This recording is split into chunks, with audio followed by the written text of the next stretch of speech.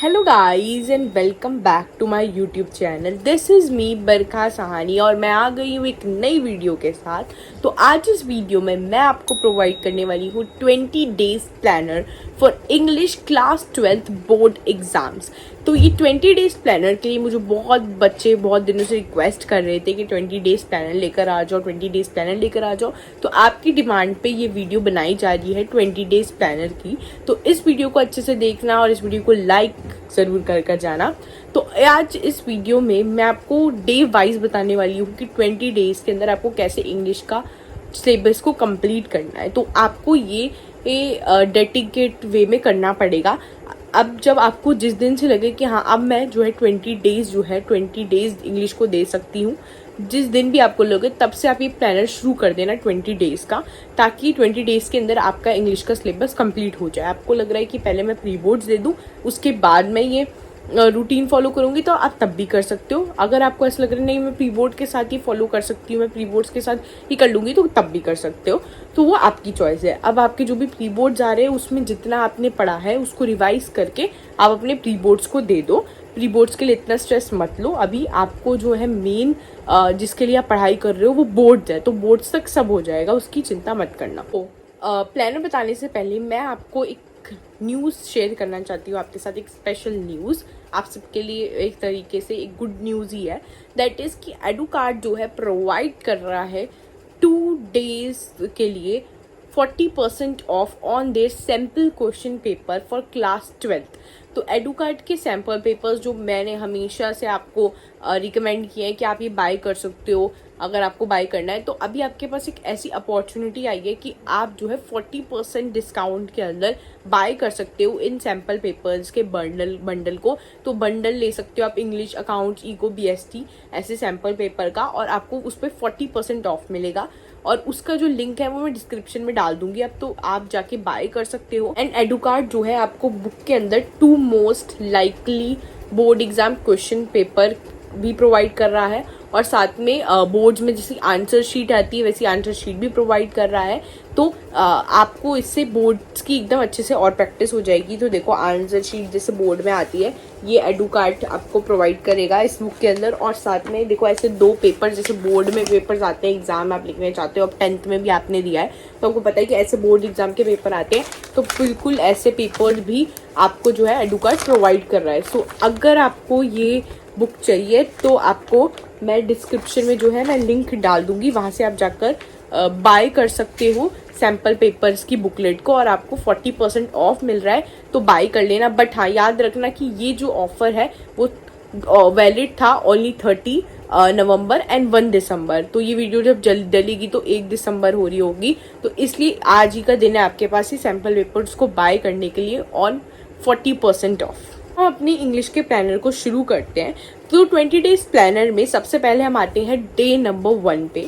अब day number 1 पे आने से पहले मैं आपको एक चीज़ बता दूं कि अगर आपको इंग्लिश पढ़नी है यूट्यूब पे तो आपको बहुत सारे चैनल मिलेंगे, बट आई थिंक उनमें से सबसे बेस्ट मुझे जो चैनल लगता है वो लगता है मुझे शिप्रा मिश्रा मैम का। तो वो चैनल मैं अपनी तरफ से आपको रिकमेंड करूंगी कि आप उनसे इंग्लिश पढ़ सकते हो। बाकी आप जोन सा चैनल देखते हो इंग्लिश का वो आप देख सकते हो, बट मेरी साइड से अगर आप पूछोगे then I will recommend Shipra Mishra ma'am. तो 20 डेज प्लानर में सबसे पहले डे 1 की बात करते हैं। तो पहले हम अपने ना सारे चैप्टर्स कंप्लीट कर लेंगे। हमारा गोल टारगेट ये रहेगा मेन कि 12 दिन के अंदर हमें जो है अपने चैप्टर्स को कंप्लीट करना है पढ़कर। तो वो कैसे आपको 12 डेज के अंदर कंप्लीट करना है, तो डे नंबर 1 में आपको जो है लास्ट लेसन और 3rd लेवल ये दोनों चैप्टर्स पढ़ने हैं। आप जो है चैप्टर्स आप डायरेक्टली बुक के थ्रू रीड कर सकते हो या फिर 1 शॉट भी देख सकते हो किसी भी टीचर्स का जिसका आपको समझ आता है यूट्यूब पे। शिप्रा मिश्रा मैम का समझ आता है उनका देख लो, एक्स्ट्रा क्लास का समझ आता है उनका देख लो, मैग्नेट ब्रेन्स का समझ आता है, सिमरन सहारी का समझ आता है, जिसका समझ आता है उनका देख लेना। अब अगर आपको खुद से पढ़ना है तो जैसे मैं जो है 1 शॉट वगैरह कम देखती थी इंग्लिश के, वो लास्ट में से पेपर के टाइम मैंने थोड़े दिन पहले देखे थे, वरना मैं इंग्लिश के चैप्टर्स जो है वो खुद ही रीड करती थी।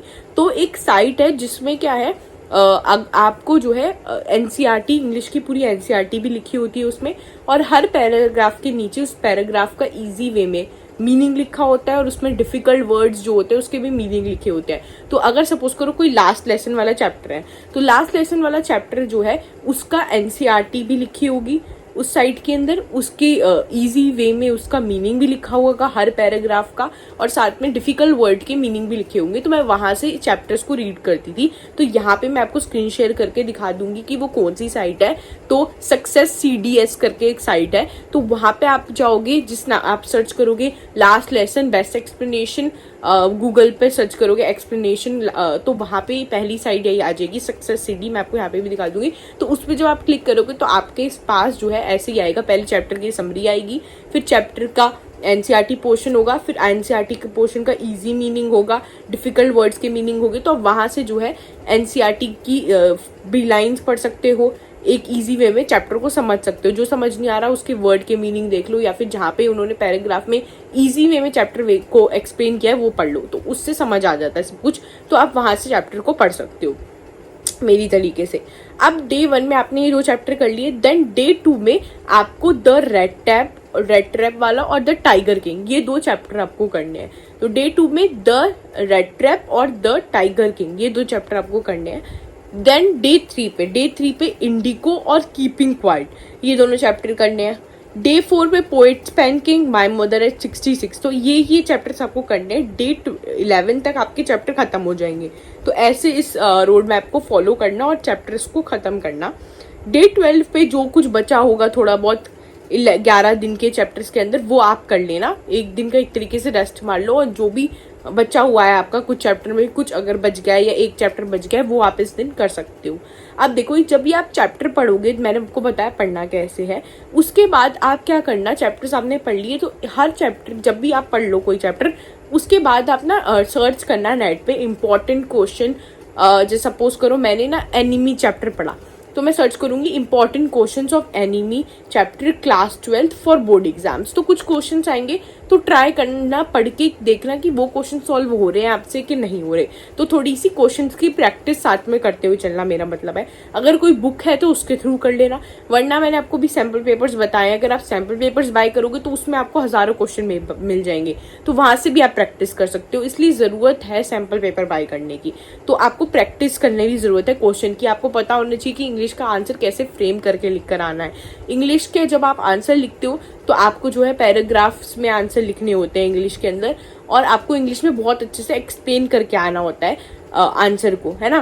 तो कैसे एक्सप्लेन करना है, क्या स्ट्रक्चर होगा, तो वो सब ना जब आप सैम्पल पेपर्स के सोल्यूशंस वगैरह पढ़ोगे तो आपको तब समझ आएगा। तो इसलिए सैम्पल पेपर्स मैं तो बोलूँगी ले लेना, अगर नहीं लिया है अभी तक तो प्लीज़ ले लो, और वहाँ से क्वेश्चंस की प्रैक्टिस करना चैप्टर से रिलेटेड। चैप्टर पढ़ के जाना तो ठीक है, बहुत सारे बच्चे पढ़ के जाते हैं, स्टोरी सुन के चले जाते हैं, बट वहाँ पे उनसे आंसर नहीं लिखा जाता। तो इसलिए आंसर राइटिंग की प्रैक्टिस आपको होनी जरूरी है, आपको पता होना चाहिए कैसे करना है। तो आप जो है चैप्टर वाइज पढ़ोगे और चैप्टर वाइज जब क्वेश्चन की प्रैक्टिस करोगे, देन आपको पता होगा कि अगर कोई क्वेश्चन आ रहा है तो कैसे उसके आंसर को फॉर्म करना है। तो ईजी होगा आपका देखना, इंग्लिश के पेपर में क्वेश्चन को अटेम्प्ट करना आपके लिए क्या हो जाएगा, ईजी हो जाएगा। और इंग्लिश में आपको खुद से बना के लिखना होता है, तो इसलिए खुद से बनाना आपको आंसर्स आने चाहिए। अब आप 12th क्लास में आ गए हो, अब बड़े हो गए, तो आपको पता होना चाहिए कि रटे हुए आंसर अब नहीं लिख के आने होते, खुद से बनाकर ही आंसर लिख के आने होते हैं। तो इसलिए अब आपको खुद से बनाने आंसर्स भी आने चाहिए। तो इसलिए आंसर राइटिंग की प्रैक्टिस करो। अगर आपको लगता है मैं इस चीज़ में वीक हूँ तो आंसर राइटिंग की प्रैक्टिस करो, यही हो सकता है। प्रैक्टिस से ही आप परफेक्ट होगे, और कोई इसका अदर ऑप्शन नहीं है जो मैं आपको बता सकूं। डे 12 तक आपने अपने सारे चैप्टर कंप्लीट कर लिया। अब जो है आप डे 13 से डे 20 तक राइटिंग सेक्शन को कंप्लीट करोगे। डे 13 में आपने नोटिस करना है, डे 14 में जॉब एप्लीकेशन, डे 15 में लेटर टू एडिटर, डे 16 में फॉर्मल इन्विटेशन रिप्लाई, ऐसे ही डे 20 तक करके आपका जो है सारा जो है खत्म हो जाएगा राइटिंग सेक्शन भी, अगर आप ऐसे करके चलोगे। और एक दिन में एक राइटिंग सेक्शन करना तो बहुत आसान होता है, पता भी नहीं लगता। उसकी एक वीडियो देखो और उसके बाद एक क्वेश्चन उसका अटेम्प्ट कर लो। मैं आपको बता दूं, जैसे डे 13 में आपने नोटिस करना है, तो नोटिस के लिए आपको इसी भी वीडियो देखो, एक जो इसमें नोटिस समझा रखा हो, ताकि आपको अंडरस्टैंडिंग मिल जाए। वैसे नोटिस आपको आता ही होगा, बट फिर भी नोटिस को के लिए एक वीडियो देख लेना कि किस तरीके से नोटिस लिखा जाता है, क्या फॉर्मेट है। वो नोटिस के लिए आप एक हेडिंग डालो अपनी कॉपी में, कि जब आप पढ़ रहे हो तो नोटिस हेडिंग डालो, नोटिस का क्या फॉर्मेट है, पूरा एक फॉर्मेट बनाओ उसका, उसके बाद जो है क्वेश्चन अटेम्प्ट करो तो आपका हो जाएगा। ऐसे ही डे 14 में जॉब एप्लीकेशन पढ़ना है, जॉब एप्लीकेशन डाला, एक वीडियो देखी जॉब एप्लीकेशन में, जॉब एप्लीकेशन का पूरा एक फॉर्मेट अपनी कॉपी में बना लिया याद करके कि कहाँ क्या क्या लिखना होता है जॉब एप्लीकेशन के फॉर्मेट में, बायोडेटा वगैरह सब कुछ आपको पता होना चाहिए कहाँ लिखना होता है, कैसे लेटर लिखते हैं जॉब एप्लीकेशन में। जो कॉमन लाइंस हैं, कॉमन लाइंस अगर आपको कोई बता रहा है यूट्यूब के अंदर, जैसे Priya Mishra ma'am common lines बताती है, तो वो कॉमन लाइंस लिख लो कि कहीं आएगा कोई टॉपिक तो मैं उसमें ये लाइन यूज कर लूंगी, तो कॉमन लाइंस आप लिख लो और कॉमन लाइंस को अपने पेपर में यूज कर लेना। जो कॉमन लाइंस होती है वो जो हर जगह चल जाती है, वो वाली लाइंस आप यूज कर सकते हो। फिर ऐसे ही जॉब एप्लीकेशन का एक क्वेश्चन करके देख लिया, फिर ऐसे लेटर टू एडिटर, ऐसे ऐसे करके आपको अपना राइटिंग सेक्शन को कंप्लीट कर देना है। तो ऐसे आपके चैप्टर और राइटिंग सेक्शन आपका कंप्लीट हो जाएगा। और 20 डेज में ये करना थोड़ा मुश्किल है, बट अगर आप थोड़ा हार्ड वर्क करोगे, एक स्मार्ट वर्क के साथ पढ़ोगे तो हो जाएगा। इतना कोई मुश्किल नहीं पड़ता। बट अगर आप देखोगे ना तो मैंने 2 चैप्टर अगर आपको एक दिन में करने के लिए दिए हैं, तो ऐसे 2 चैप्टर दिए हैं जो थोड़े ईजी पड़े। जैसे मैंने इंडिको दिया है और कीपिंग क्वाइट साथ में दिया, क्योंकि इंडिको थोड़ा बड़ा चैप्टर है तो मैंने साथ में उसकी कीपिंग क्वाइट दे दिया। अब पोइट्स एंड पैनकिन बड़ा चैप्टर है तो मैंने उसके साथ मदर एट 66 दे दिया, थोड़ा इजी चैप्टर। तो आपको मैंने ऐसे बैलेंस करके दिया है तो इसलिए हो जाएगा।